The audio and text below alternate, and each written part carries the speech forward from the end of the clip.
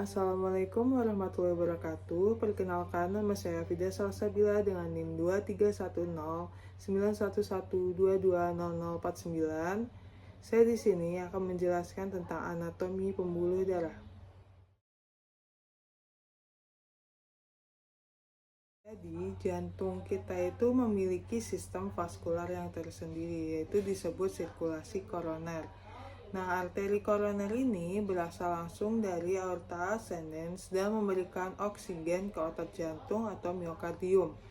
Vena koroner mengalirkan darah yang terdeoksigenasi dari jantung menuju atrium kanan melalui sinus koronarius. Ini terdapat ramus nodi sinuatrialis. Kemudian di sini ada ramus atrialis.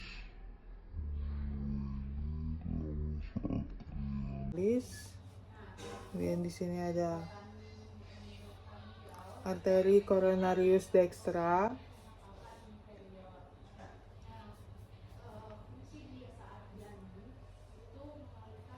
Dan di sini ada vena cardiaca parva. Dan di sini ada ramus marginalis dexter.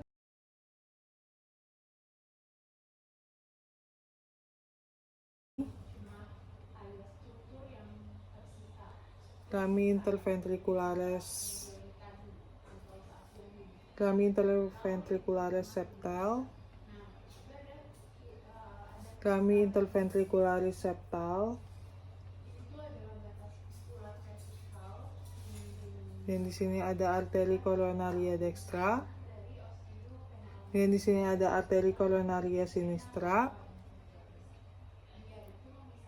Di sini ada ramus circumflexa. Dan di sini ada vena cardiaca magna. Ini ada ramus marginalis sinistra. Ramus interventricularis anterior.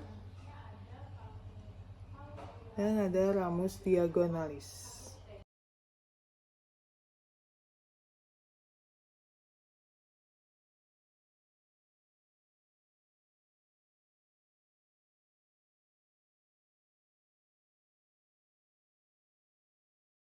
Jadi seperti yang sudah disebutkan tadi, itu termasuk ke dalam fasies sternocostalis atau tampak anterior. Nah, yang sudah disebutkan tadi yaitu ada ramus nodi sinuatrialis, yaitu dia itu adalah arteri kecil menuju SA node di sulcus terminalis atrium kanan atas, berasal dari arteri coronaria dextra sebanyak 70% atau dari circumflexus sebanyak 30%. Nah, jika arteri tersebut terblok, maka dapat menyebabkan aritmia bradikardia. Kemudian terdapat ramus atrialis. Dia adalah cabang-cabang kecil dari arteri koroner ke permukaan anterior atrium kanan. Biasanya dia tidak terstandar tetapi sangat bervariasi dan suplai auricula dextra. Dan terdapat arteri coronaria dextra, yaitu berasal dari sinus aorta dextra, berjalan di sulcus atrioventricularis kanan, memutar jantung secara posterior. Nah, dia ini fungsinya untuk menyuplai atrium kanan, ventrikel kanan, bagian posterior septum, dan sistem konduksi SA dan AV node. Kemudian di sini ada vena cardiaca parva, yaitu sejajar dengan arteri coronaria dextra, berakhir di sinus coronarius. Ini penting dalam pengukuran tekanan vena koroner saat prosedur kateterisasi. Kemudian terdapat ramus marginalis dexter. Nah, dia itu cabang besar dari arteri coronaria dextra ke margo acutus jantung atau tepi inferior, suplai dinding ventrikel kanan anterior inferior. Kemudian rami interventricularis septal, cabang dari LAD yang masuk ke septum interventricularis anterior. Nah, kritikal bagi sistem konduksi atau bundle of His. Kemudian ada arteri coronaria sinistra yang berasal dari sinus aorta sinistra. Dia itu termasuk yang sangat pendek, panjangnya itu sekitar 1 cm. Lalu dia bercabang ke ramus interventricularis anterior dan ramus circumflexus. Selanjutnya ada ramus circumflexus, yaitu dia berjalan di sulcus atrioventricularis kiri ke posterior, suplai atrium kiri bagian lateral dan posterior ventricle kiri, dan dapat menjadi dominan atau left dominance 15%. Kemudian ada vena cardiaca magna, yaitu sejajar dengan LAD atau ramus interventricularis anterior yang mengalirkan darah dari anterior jantung ke sinus coronarius. Jadi struktur penting pada bypass dan angiografi vena koroner. Selanjutnya ada ramus marginalis sinister, yaitu cabang dari ramus circumflexus ke margo obtusus ventricle kiri, suplai dinding lateral ventricle kiri. Nah, ramus interventricularis anterior itu dia berjalan di sulcus interventricularis anterior hingga apex, berfungsi untuk menyuplai septum, apex, dinding anterior ventricle kiri. Nah, arteri ini merupakan arteri yang paling penting dan dia itu rawan mengalami infark. Selanjutnya ada ramus diagonalis. Nah, cabang dari lateral LAD ke dinding anterior ventricle kiri, bisa 1-3 cabang tergantung dari anatomi tubuh kita masing-masing. Selanjutnya ada beberapa juga yang bisa kita lihat, yaitu ada vena obliquus sinistri atau Marshall. Kemudian di sini ada ramus circumflexus. Dan ada vena marginalis sinistra yang ini. Selanjutnya ada sinus coronarius yang besar ini warna biru. Dan ada ramus posterior.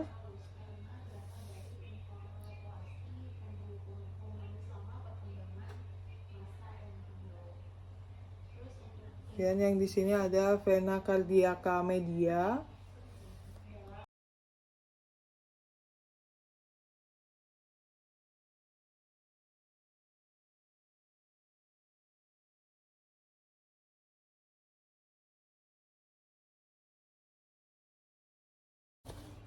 Jadi pada facies diafragmatica atau tampak posterior inferior ini yang sudah kita lihat tadi, terdapat vena obliqua atri sinistri atau Marshall, yaitu sisa dari embriologis vena cava kiri, serta dia mengalirkan darah ke sinus coronarius. Dan ada ramus circumflexus atau bagian lanjutan dari ramus circumflexus. Dia ada di permukaan posterior yang bisa berlanjut sebagai ramus interventricularis posterior pada left dominance. Kemudian ada vena marginalis sinistra. Vena ini sejajar dengan ramus marginalis sinister. Kemudian ada sinus coronarius, yaitu saluran vena utama jantung yang mengalir ke atrium kanan tepat di atas katup trikuspid. Kemudian ada ramus posterior ventriculi sinistri, yaitu dari circumflexus atau PDA, suplai permukaan posterior ventricle kiri. Dan ada vena ventriculi sinistri posterior, mengalirkan darah dari dinding belakang ventricle kiri. Dan terdapat vena cardiaca media, yaitu sejajar dengan PDA, masuk ke sinus coronarius. Sering digunakan sebagai marker selama operasi bypass. Kemudian ada rami interventricularis septal posterior, sudah disebutkan juga tadi, yaitu menyuplai bagian bawah septum interventrikular. Nah, di sini ada arteri koronaris yang tampak dengan angiografi.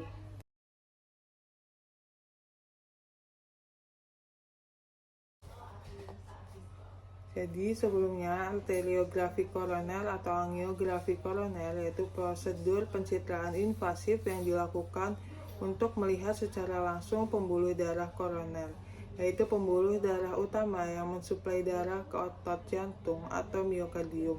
Prosedur ini dilakukan dengan menyuntikkan kontras radio opak ke arteri koroner melalui kateter, lalu dilakukan pemindaian dengan fluoroskopi sinar X.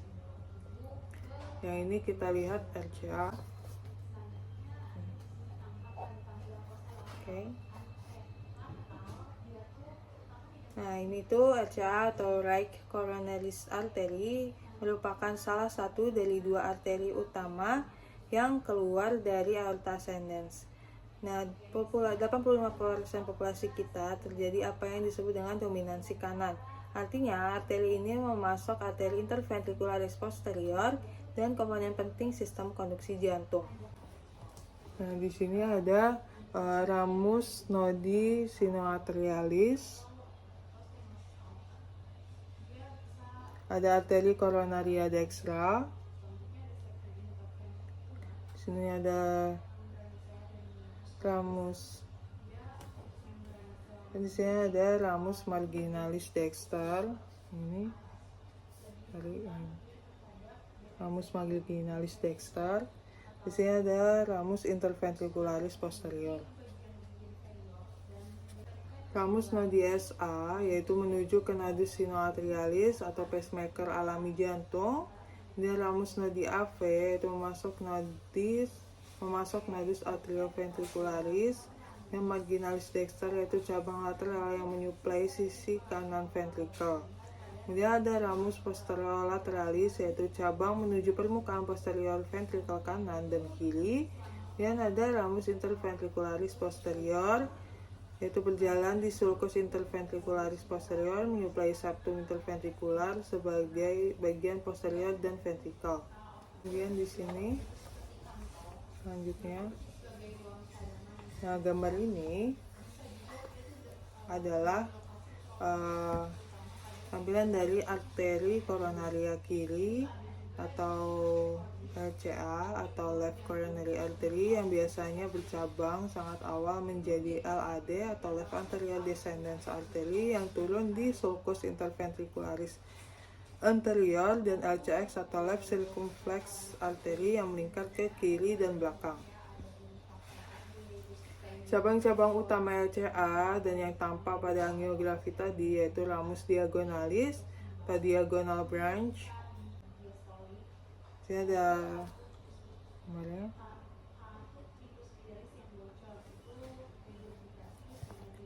Jadi ramus diagonalis atau diagonal branch yaitu cabang dari LAD yang menyuplai bagian anterior lateral ventrikel kiri. Dan ada ramus septalis yaitu cabang kecil dari LAD yang masuk ke septum interventricular anterior. Ada marginalis sinister atau obtus marginal branches, cabang dari LCX yang menyuplai dinding lateral ventrikel kiri. Dan rami posterolaterales dari circumflexus yaitu cabang posterior dari LCX. Ini bisa kita lihat ada aorta dan arteri koronaria yang di bawah sini. Jadi aorta ascendens itu sebagai sumber utama RCA dan LCA. Ostium koroner itu terletak tepat di atas katup semilunaris aorta. Jalur LCA dan RCA mengikuti epikardium sejajar dengan struktur otot jantung atau miokard.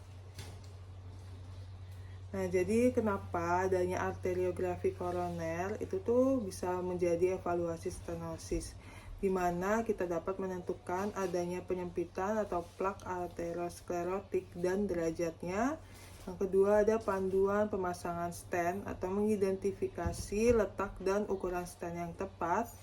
Yang ketiga dapat sebagai penentuan lokasi CABG atau bypass, membantu ahli bedah dalam merencanakan coronary artery bypass graft. Kemudian yang keempat ada analisis dominasi koroner, di mana mengetahui sistem suplai darah mayoritas jantung. Dan terakhir ada deteksi kelainan bawaan atau aneurisma koroner. Jadi arteriografi koroner ini yaitu peta penting untuk pengobatan jantung. Gambar LCA dan LCA tadi menunjukkan jaringan suplai darah ke seluruh otot jantung, dan ini penting kita ketahui untuk memahami cabang, arah, dan dominasi terapi intervensi mulai dari pemasangan stent hingga operasi bypass jantung. Baik, selanjutnya adalah atrium dan ventrikel kanan.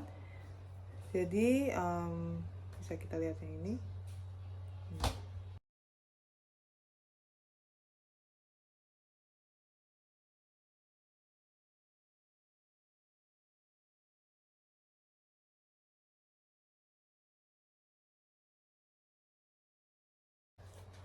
Ini atrium dan ventrikel kanan.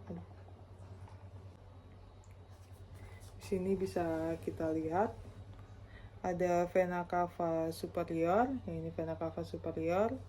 Dan di sini ada limbus fossa ovalis, ini.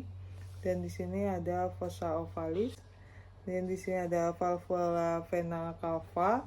Dan yang di bawah ini ada vena cava inferior.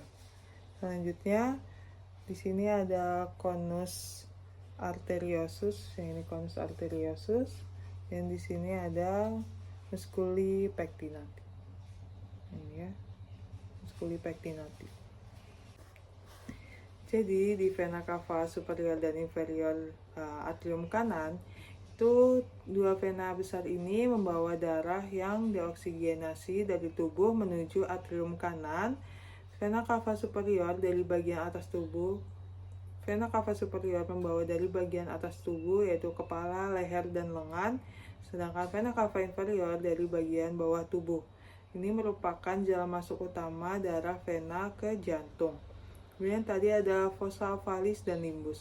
Nah, fossa ovalis adalah depresi berbentuk oval pada septum interarterial. Ini adalah sisa dari foramen oval, lubang embrionik yang memungkinkan darah melewati paru-paru selama fetal life.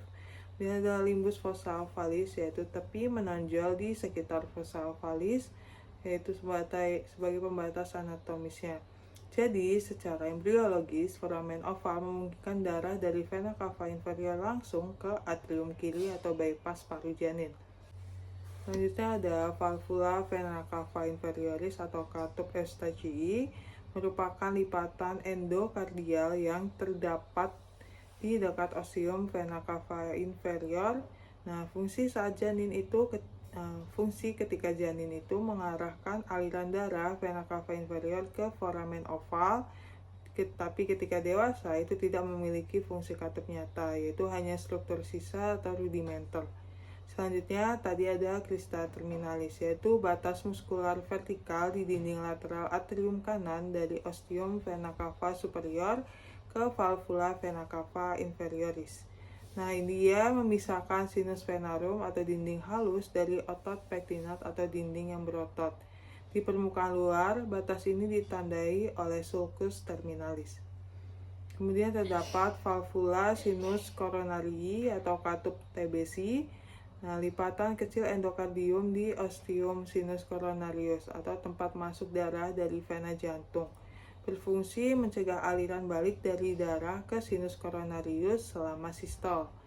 Yaitu selanjutnya ada katup tricuspidalis, yaitu katup atrioventrikular kanan yang terdiri dari 3 kuspis, yaitu anterior, septal, dan posterior. Berfungsi untuk mengatur aliran dari atrium kanan ke ventrikul kanan dan mencegah regurgitasi saat kontraksi ventrikel.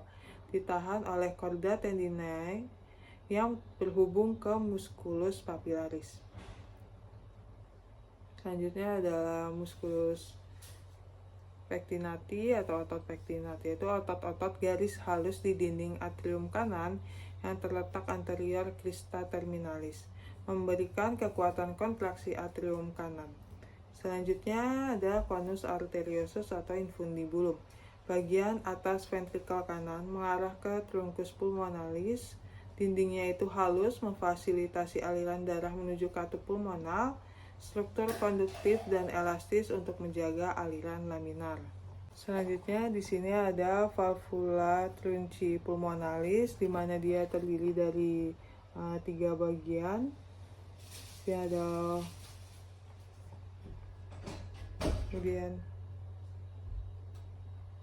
di sini ada crista supraventricularis yang ini. Dan di sini ada chorda tendinea. Di sini ada trabecula carneae.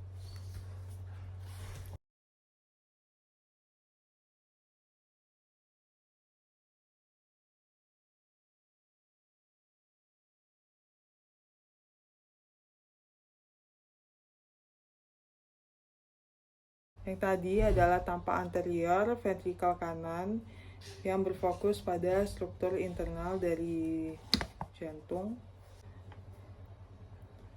Nah, valvula trunci pulmonalis atau katup semilunaris pulmonar itu terdiri dari 3 daun semilunaris, yaitu anterior, kanan, dan kiri, mencegah darah kembali ke ventrikel kanan setelah sistol serta terletak di ujung konus arteriosus. Dan selanjutnya adalah chorda tendinea dan musculus papillaris. Nah, chorda tendinea ini merupakan tali-tali kolagen yang menghubungkan katup tricuspidalis ke otot papillaris. Kemudian adalah musculus papillaris, yaitu otot yang berkontraksi untuk menegangkan korda, mencegah prolaps katup saat sistol. Dan saja ada ventrikel kanan yang memiliki 3 otot papillaris, yaitu anterior, posterior, dan septal. Kemudian tadi ada trabecula carneae dan septomarginalis. Trabecula carneae struktur otot irreguler dalam dinding ventrikel dan berfungsi meningkatkan efisiensi kontraksi ventrikel. Yang trabecula septomarginalis yaitu jalur khusus yang membawa serabut Purkinje dari septum ke musculus papillaris anterior. Dia ini penting dalam konduksi listrik jantung. Selanjutnya ada crista supraventricularis, yaitu ridge otot kuat yang memisahkan tractus inflow dari atrium dan outflow ke pulmonalis dalam ventrikel kanan, serta membantu mengarahkan aliran darah dengan efisien saat kontraksi. Oke, baik, selanjutnya adalah atrium dan ventrikel kiri. Ini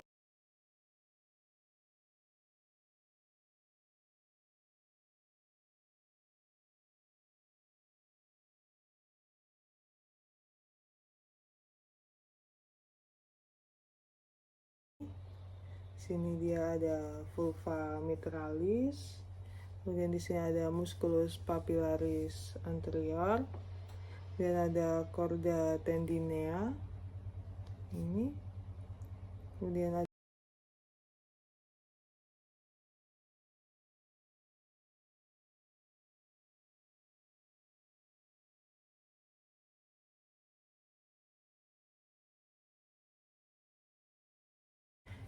kemudian di sini ada sinus coronarius. Di sini ada vena cava inferior. Jadi ada vena pulmonalis. Ya, tadi sudah disebutkan ada vena pulmonalis, yaitu terdapat 4 vena, yaitu 2 dari paru kanan dan 2 dari paru kiri. Semua ini bermuara ke atrium kiri, membawa darah yang telah teroksigenasi dari paru ke jantung. Dinding atrium kiri itu halus karena dia berasal dari inkorporasi pembuluh pulmonalis selama perkembangan embrio. Di sini terdapat klinisnya, yaitu dalam konteks fibrilasi atrium karena area ostiumnya dapat menjadi sumber re-entry aritmia. Kemudian tadi terdapat katup mitral atau valva mitralis, di mana katup atrioventrikular kiri memiliki 2 daun katup atau bikuspid, yaitu kuspid anterior, di mana dia itu lebih besar dan berperan penting dalam menutup saat sistol, dan kuspid posterior dia mengontrol aliran darah dari atrium kiri ke ventrikel kiri, dihubungkan dengan chorda tendinea yang menempel ke musculus papillaris. Selanjutnya ada musculus papillaris anterior dan posterior. Ventrikel kiri memiliki 2 otot papillaris utama, yaitu anterior dia lebih besar, seringkali berkontribusi pada kedua kuspid posterior.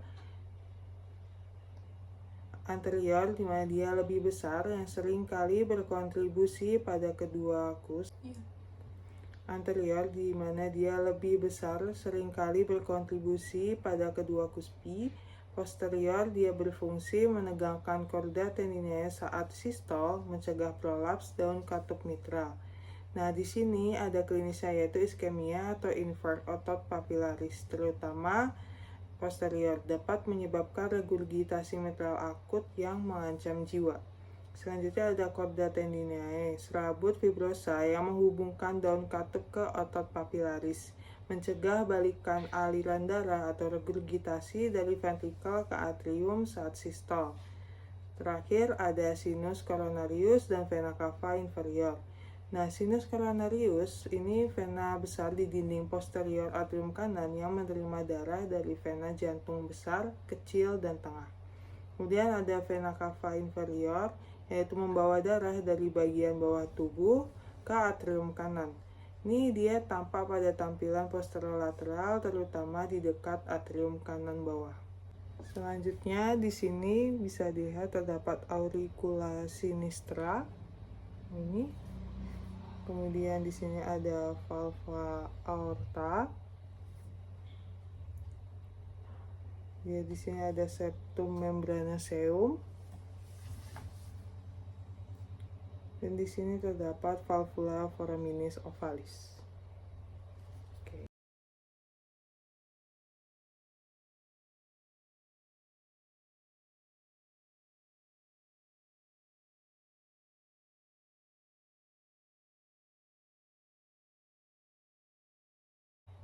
Yang tadi adalah suatu potongan longitudinal dari jantung di mana dia itu tanpa internal utama, yaitu yang pertama ada valvula semilunaris aorta, yaitu katup di antara ventrikel kiri dan aorta ascendens, terdiri dari 3 kuspi, yaitu kanan, kiri, dan posterior, mencegah darah kembali ke ventrikel kiri setelah sistol. Dia klinisnya adalah regurgitasi aorta atau stenosis aorta, di mana dapat menyebabkan gagal jantung kiri.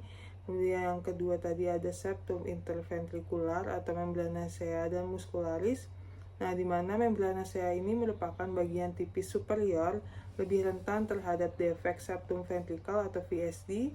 Dan muscularis itu bagian lebih inferior, dia lebih tebal dan memisahkan ventrikel kanan dan kiri.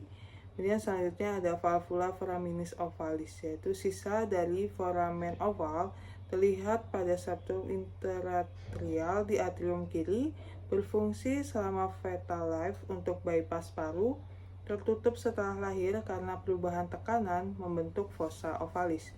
Dia mendapat ke klinis yaitu jika tidak tertutup, disebut dengan patent foramen oval atau PFO, bisa menyebabkan emboli paradoks.